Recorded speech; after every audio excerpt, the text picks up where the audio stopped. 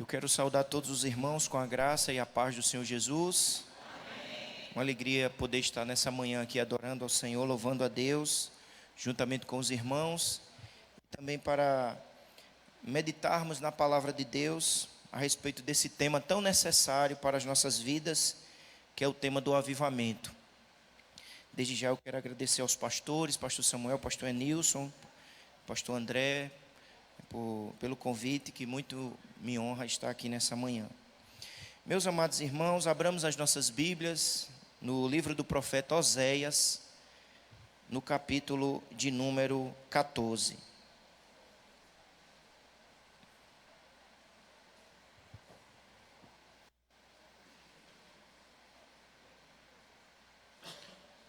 Oséias, capítulo de número 14. Mesmo sentado, leiamos a palavra do Senhor.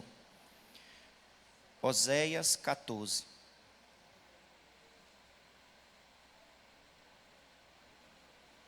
Todos encontraram? Volta, ó Israel, para o Senhor teu Deus, porque pelos teus pecados estás caído. Tende convosco palavras de arrependimento e convertei-vos ao Senhor. Diz-lhe: perdoa toda iniquidade, aceita o que é bom, e em vez de novilhos, os sacrifícios dos nossos lábios.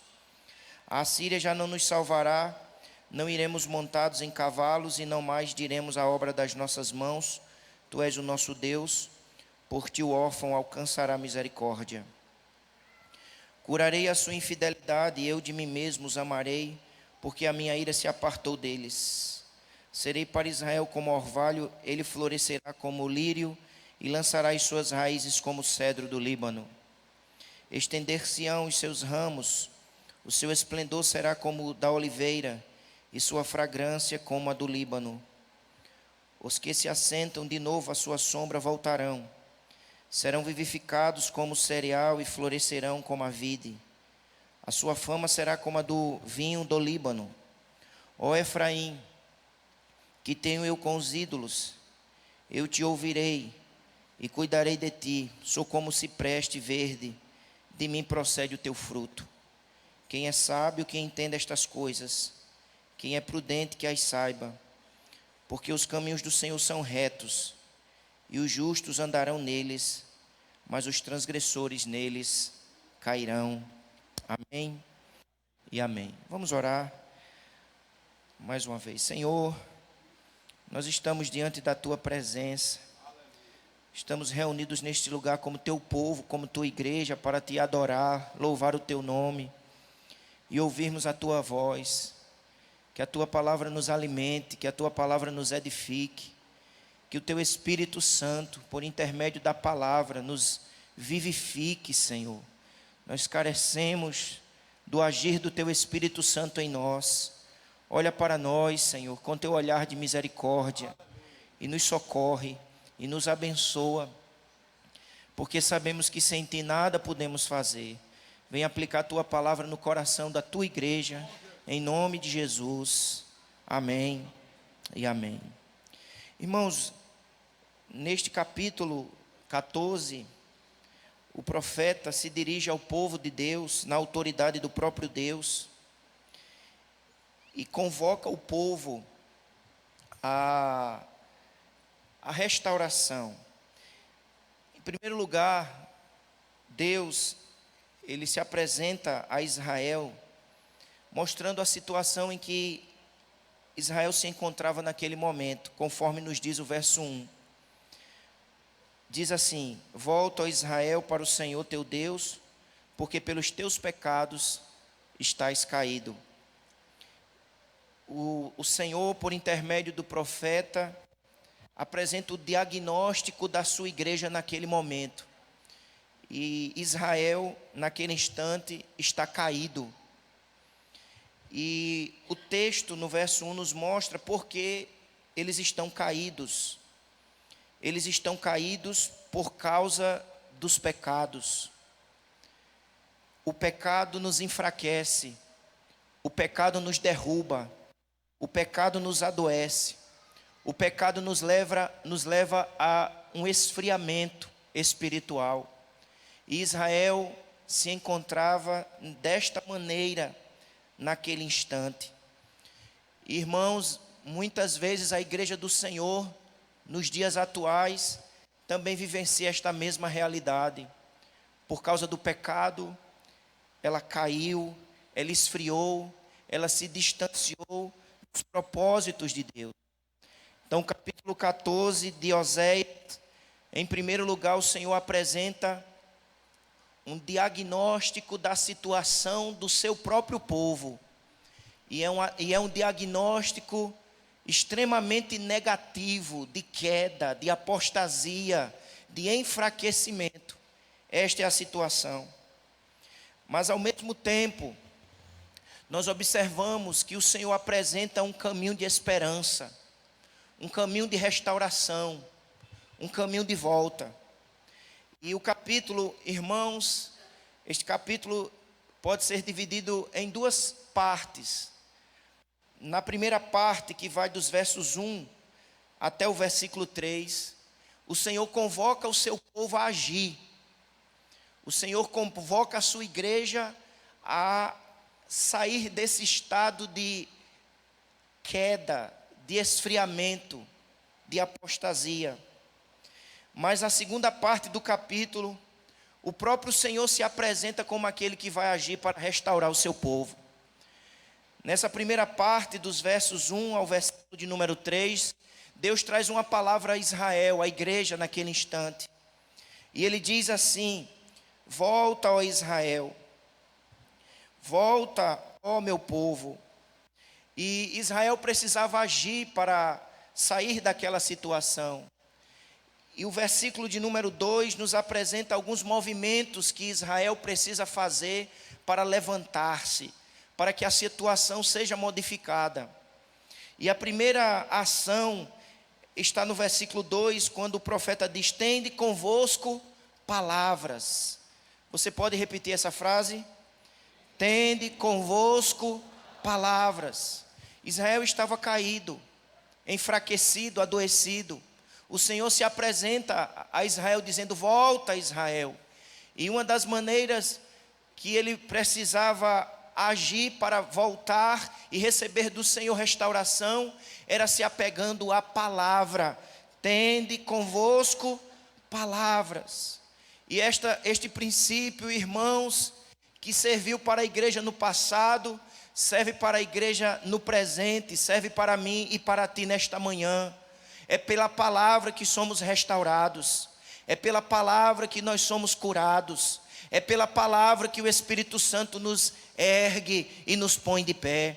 Se queremos viver tempos de avivamento, tempos de restauração, precisamos nos apegar à palavra do Senhor, que é lâmpada para os nossos pés e é instrumento do Espírito Santo para nos corrigir, nos consertar, nos consolar e nos renovar. Apeguemos-nos à palavra do Senhor. Esta é a primeira exortação dada à igreja do Senhor naquele instante. Mas em segundo lugar, nós observamos no mesmo versículo, quando o texto diz que eles devem se apegar à palavra, eles devem também utilizar desta palavra e expressar oração, porque diz o verso 2: tende convosco palavras de arrependimento e convertei-vos ao Senhor, dizei-lhe: perdoa toda iniquidade, aceita o que é bom, em vez de filhos, os sacrifícios dos nossos lábios. Em segundo lugar, o Senhor, através do profeta Oséias, está chamando o povo à restauração. E essa restauração vai acontecer quando o povo do Senhor se apega à palavra do Senhor. Esta restauração acontece quando o povo do Senhor volta-se para o Senhor com um coração quebrantado e contrito. Pois um coração quebrantado e contrito o Senhor não despreza. Há solução, há esperança para a vida do povo de Deus. Houve esta esperança no passado e continua existindo nos dias de hoje.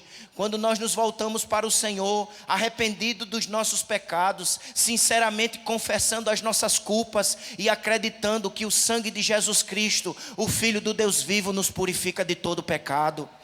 O Senhor observa Israel que está caído, enfermo, enfraquecido, Mas o Senhor, através do profeta, traz uma palavra de esperança, dizendo: apeguem-se às minhas palavras. Mas em segundo lugar, arrependam-se dos seus pecados. Louvado seja o nome do nosso Deus. Mas em terceiro lugar, amados irmãos, o texto convoca o povo a confiar somente no Senhor. Versículo 3: a Assíria já não nos salvará, não iremos montados em cavalos, e não mais diremos: a obra das nossas mãos, tu és o nosso Deus, porque por ti o órfão alcançará misericórdia.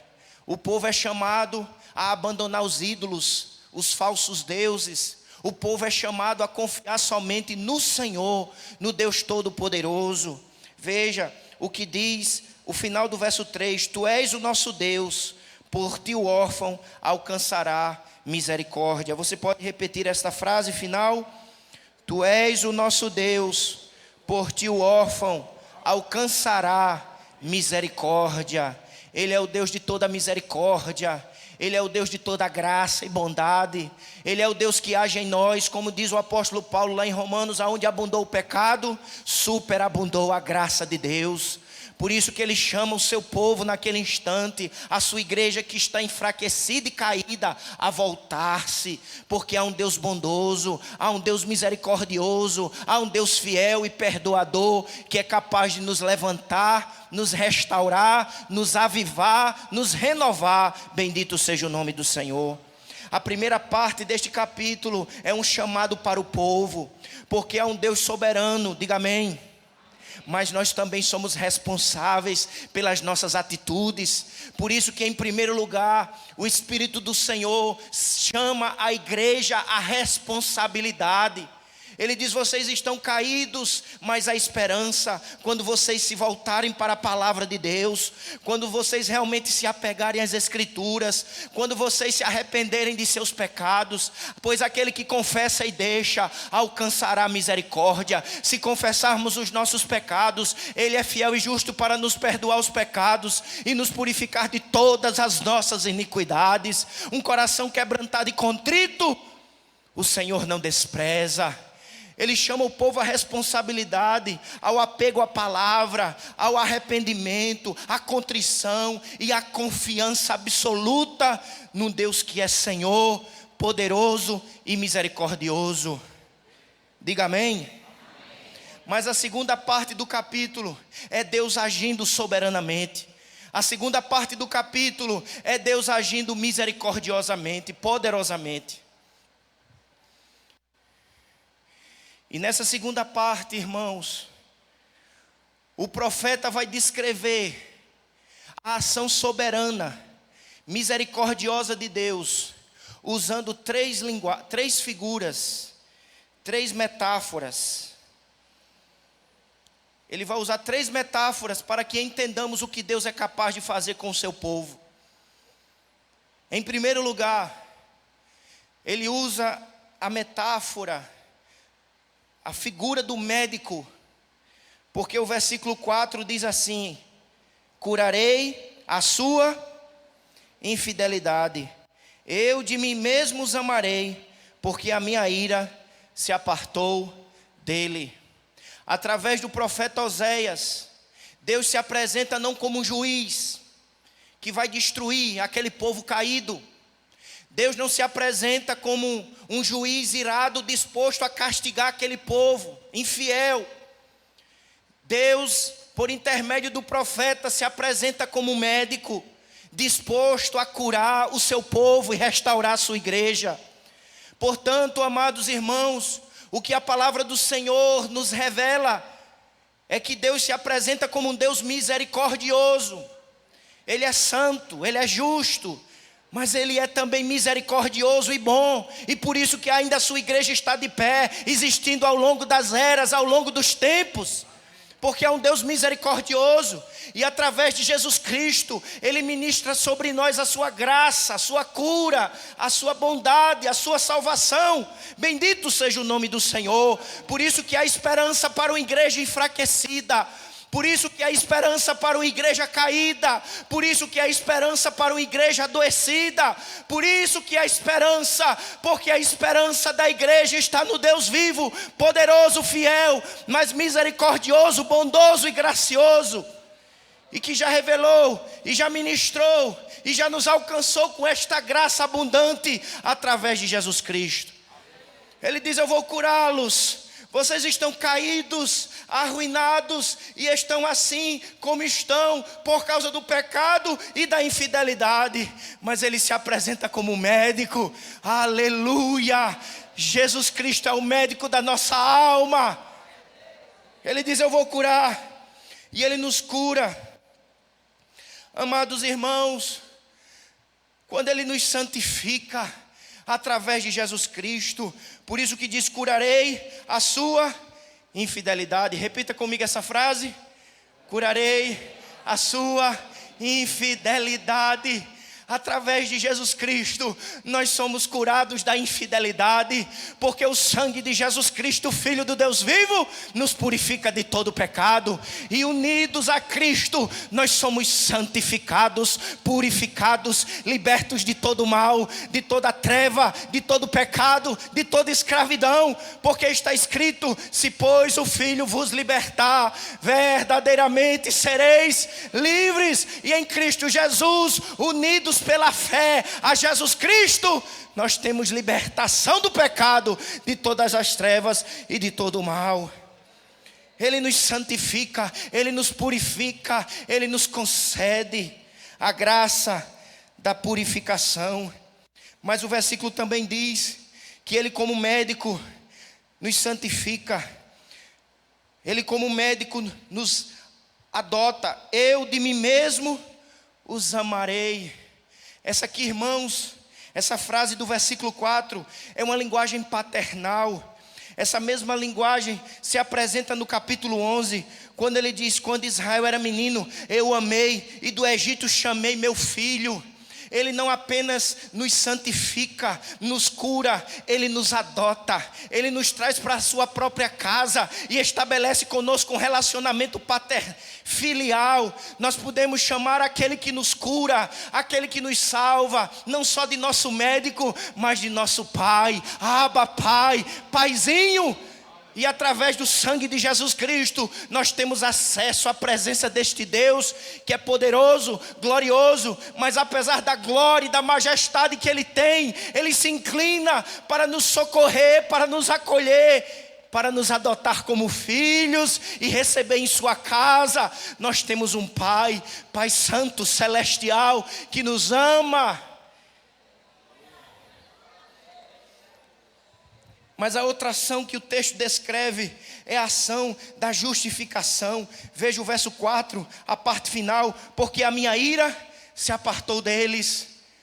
Ele diz: olha, eles estão caídos por causa do pecado, mas Ele se apresenta não para destruir, não para aniquilar, mas para curar. E Ele diz: eu vou curá-los, eu vou restaurá-los, porque a minha ira se desviou dele. E nós sabemos, irmãos, que esta é uma linguagem também apresentada no Novo Testamento. Através de Jesus Cristo, a ira de Deus se desviou de nós, porque Jesus Cristo é a nossa propiciação. Através de Jesus, Deus já não está mais irado conosco. Por causa do sacrifício de Jesus na cruz do Calvário, nós não receberemos mais a ira de Deus, o castigo de Deus, porque o próprio Jesus, pendurado naquela cruz, recebeu em nosso lugar a ira do Pai, quando Ele disse: Deus meu, por que me desamparaste? Jesus Cristo foi desamparado naquela cruz, para eu e você podermos ser acolhidos, abraçados, sarados e restaurados. Ele é o médico que cura, quando Ele ministra sobre nossa vida purificação, adoção e justificação. Diga amém.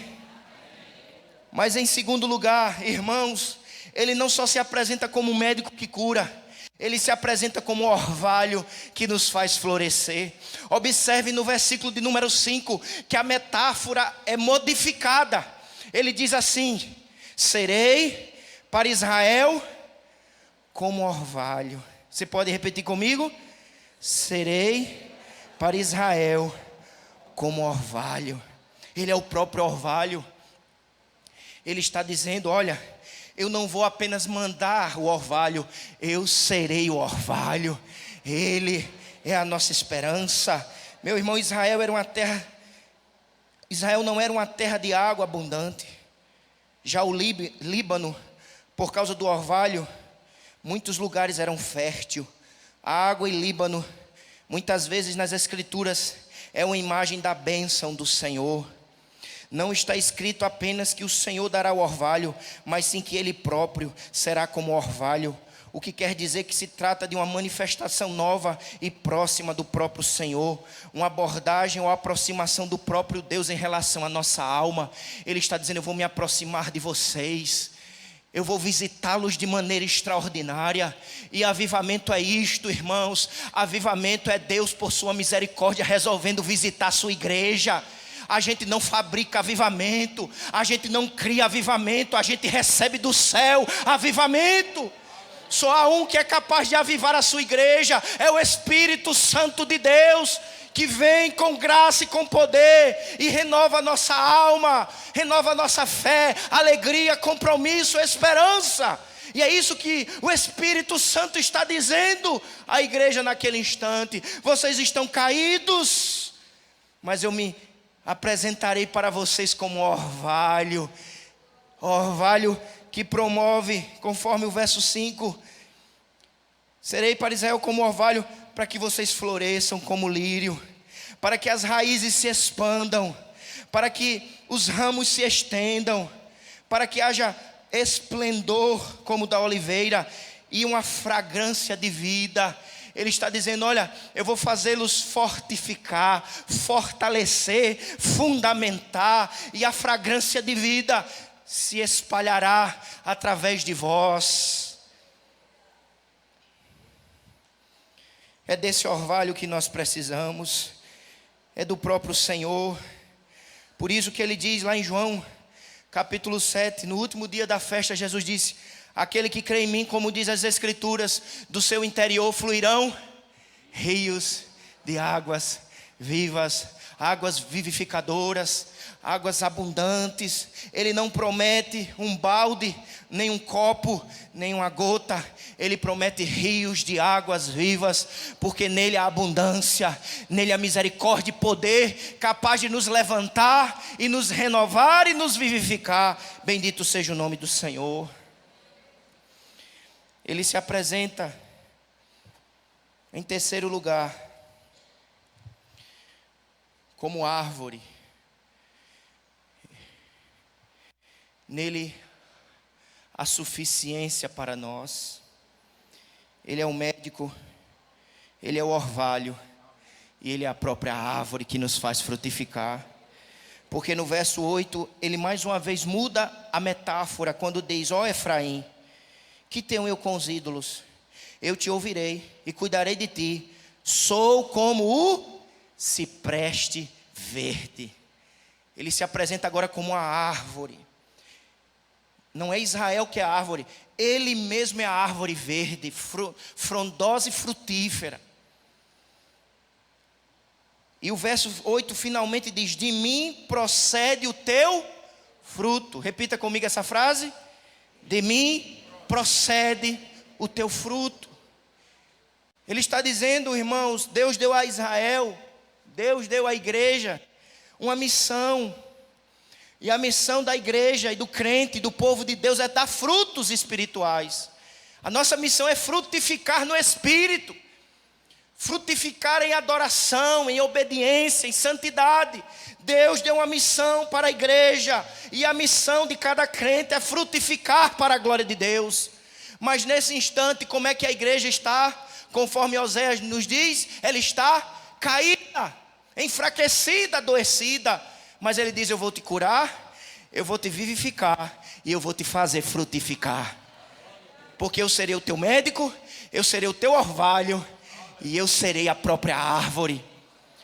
Israel fracassou na missão, Mas o Senhor mandou e plantou a verdadeira videira. Lá em João capítulo 15, Jesus se apresenta como esse cipreste verde, como a videira verdadeira. Ele diz: eu sou a videira verdadeira. Quem permanecer em mim, esse dá muitos frutos, porque sem mim nada podeis fazer. Ele é a videira, Jesus Cristo é a videira. E quando permanecemos nele, unidos a ele, fortalecidos por ele, socorridos por ele, por sua graça e misericórdia, a gente frutifica para a glória de Deus. Ele é a árvore que nos energiza, que nos fortalece, mesmo quando os galhos estão enfraquecidos, mesmo quando a morte quer nos dominar. Há um Deus que nos vivifica, nos vitaliza e nos concede frutos para a glória dele. É da ação dele que nós necessitamos. Por isso que precisamos orar.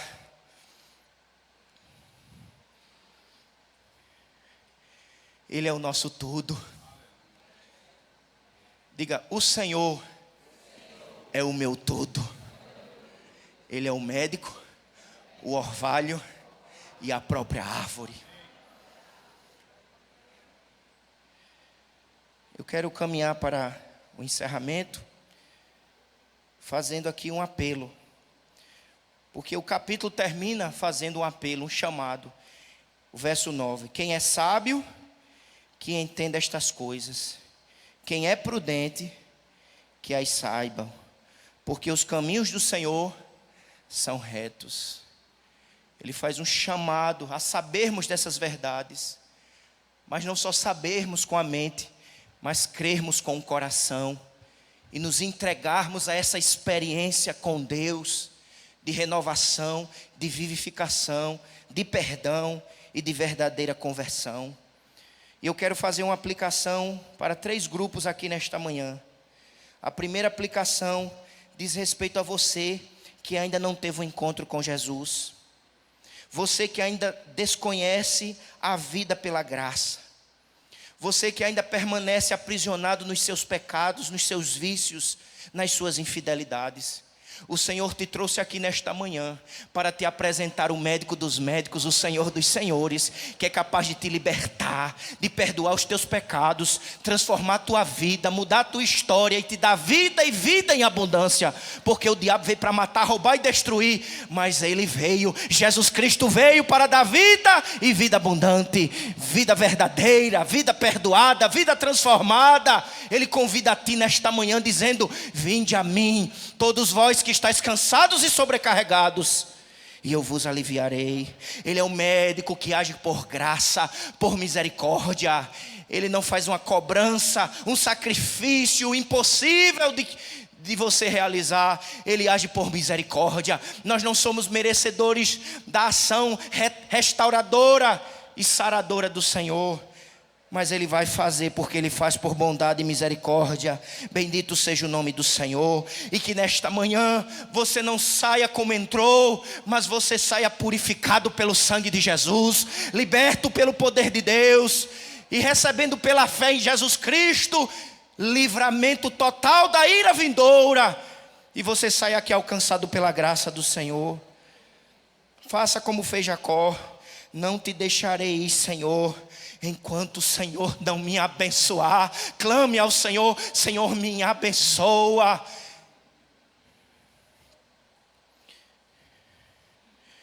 Mas a segunda palavra é para você que está aqui nessa manhã. Eu não conheço a sua história, eu não conheço o seu coração, mas aquele que conhece os segredos do teu coração te trouxe aqui nesta manhã. Talvez você entrou aqui e você está num estado de afastamento, de esfriamento e talvez até mesmo de apostasia. Mas o Senhor te trouxe nesta manhã, neste lugar, para dizer que Ele é o orvalho que é capaz de vitalizar, renovar e fazer florescer a tua fé, o teu amor a Ele, a tua esperança nele. Ele não só vai mandar o orvalho, Ele é o próprio orvalho. pelo Espírito Santo, Ele nos vivifica, nos renova. Creia nele, creia na sua graça, no seu poder, na sua fidelidade. Clame a Ele, como está escrito: clama a mim e responder-te-ei e anunciar-te-ei coisas grandes e firmes que não sabes. Ele pode fazer o que você ainda nem é capaz de saber, porque Ele faz infinitamente mais, além daquilo que pedimos ou pensamos, conforme o seu poder que em nós opera. Volta.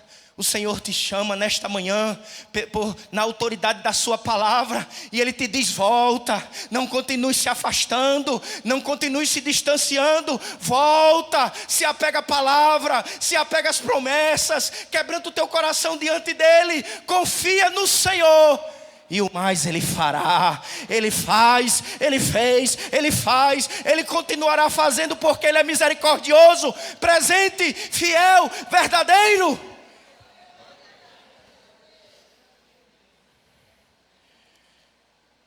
Você que está firme no caminho, permaneça nele. Aquele que está em pé, cuide para que não caia. Acho que foi o pastor Spurgeon que disse: enquanto eu estiver no corpo, ainda não estou longe do tiro do inimigo. Nós não estamos longe do tiro do inimigo. Mas não se assuste com o tiro do inimigo, porque nós temos aquele que é rochedo forte, é um castelo forte, que é capaz de nos proteger e nos fazer chegar ao fim, perseverando na sua presença, para a glória e para o louvor do seu nome. Que assim seja, em nome de Jesus. Amém e amém. Vamos orar.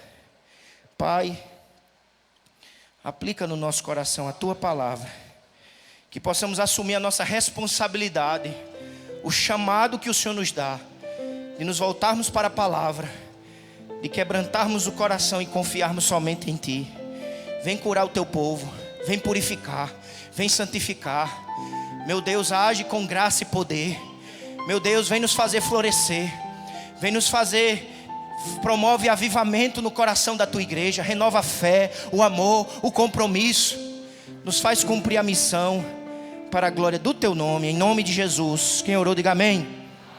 Deus abençoe. Muito obrigado. Obrigado, pastor. Deus lhe abençoe.